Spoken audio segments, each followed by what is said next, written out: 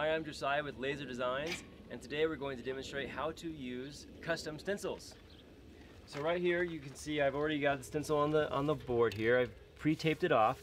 This is our 10mm material, our most versatile and durable stencil material.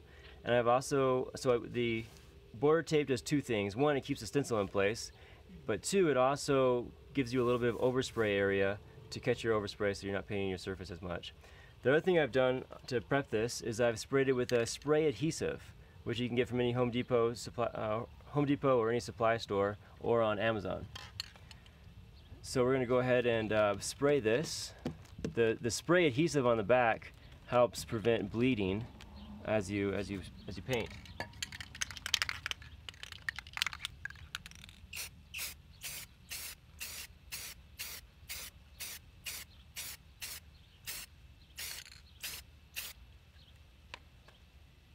There we go, it's looking pretty good. Let's go ahead and peel that off here. Still a little wet, but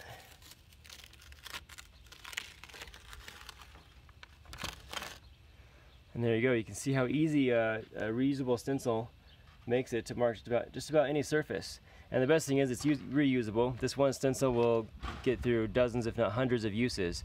If you do have a lot of buildup of paint, you can always clean it with paint thinner.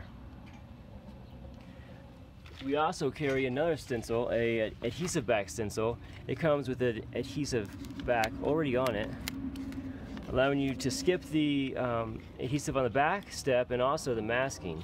If you order it with enough border, like this one, you can avoid overspray without even having to tape it off. Now we'll paint this stencil. This is our 20mm material. It's a thicker material. It's better for big details or laying on the ground like parking lots, for instance.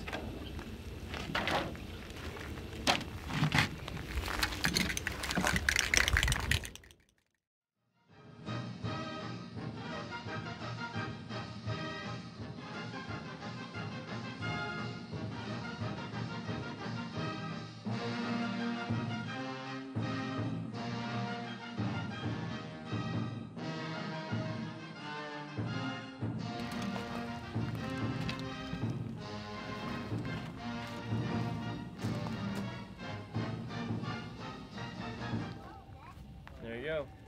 And that's how you spray a stencil. I hope you enjoyed this video and it was helpful for you. To learn more about stencils and how to take care of stencils, check out our other videos. And to order your own custom logo stencil, head over to LazerDesigns.com.